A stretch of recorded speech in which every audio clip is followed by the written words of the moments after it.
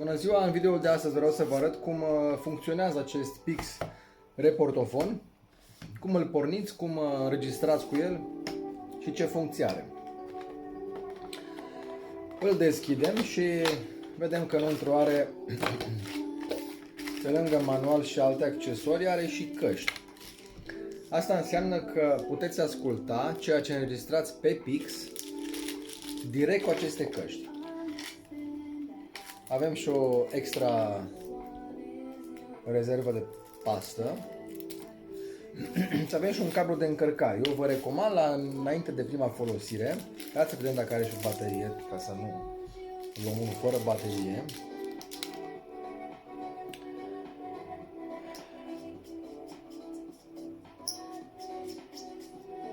Am luat și un card ca să facem tot procesul, să vă arăt și cum arată filmarea și cum se aude de fapt.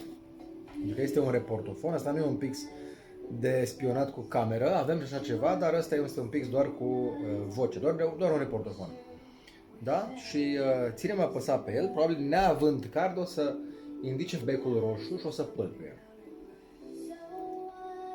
Da, deci o indicat becul, indică becul roșu, nu mă vreau să vă arăt de la început cum au făcut, deci încă pâlpâie becul roșu. Dar vreau să vă arăt de la început. Bun, el pâlpâie, care arată că nu are card. Asta înseamnă. Da? Încă pâlpâie, se oprește el după o perioadă. Nu asta e important. Ideea este că vreau să zic să-l încărcați. Înainte de prima folosire, să-l încărcați câteva ore bune. Recomandat la o sursă slabă de încărcare, cum ar fi un laptop sau un încărcător de la mic slab. Pentru ca să nu-i forțăm bateria fiind mică. Cu căștile astea, după ce o să fie înregistrat pe card cu cardul în Pix, o să băgăm căștile aici, da? Și o să putem asculta direct direct ce-o filmat pe card prin această mică telecomandă de pe firul căștilor, da?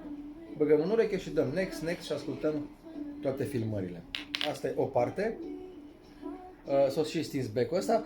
Cred că de la colega mea ați primit oricum acel adaptor pentru să puteți vedea, să puteți asculta înregistrările pe telefon direct, ca să nu mai aveți nevoie de un laptop. Dar cu căștile astea nu mai aveți nevoie de nimic. Cardul se pune așa. O să ținem portul de încărcare în jos și portul de card în sus. Și o să ținem cardul cu scrisul în sus, da? Deci cu scrisul în sus și cu pin în jos. Da? Așa. Deci, sper să focuseze, da? Avem scrisul în sus și portul de încărcare în jos. Îl băgăm înăuntru și acum când o să pornim cardul, Pixul, o să se facă becul roșu, cum că s-a pornit, becul albastru o să pâlpie de 2 ori, cum că îi porni și se poate înregistra și în momentul ăsta Pixul înregistrează. Acum Pixul înregistrează și o să vă arăt imediat ce se înregistrează pe el, da? Dacă vreți să-l opriți, să-l porniți tot de aici, el va arăta becurile roșii, după care un bec albastru, da? Aici se oprește, se pornește.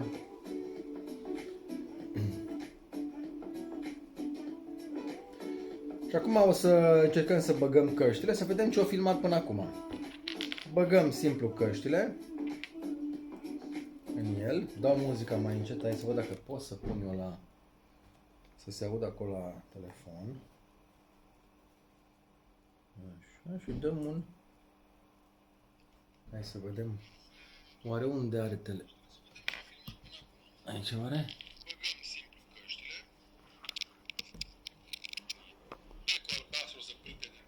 Da? Deci cred că aici are microfonul, telefonul și se aude cum a filmat. Deci cam asta e toată funcționalitatea lui. Puteți să băgați apoi cardul în laptop, să vedeți înregistrările, o să fac acum și chestia asta, să vă arăt. Da? Când am scos cardul, deja a început becul să pâlpe, că mi-arată că nu mai este card în el, nu se poate folosi. Bun. Ceea ce am uitat să vă zic este că dacă vreți să-i schimbați ora sau data cardului, înregistrărilor, să fie ora actuală, intrați în Rexset și aici o să-i modificăm ora și data. Și o să-i dăm apoi un file, un save și gata. Acum o să înregistreze cardul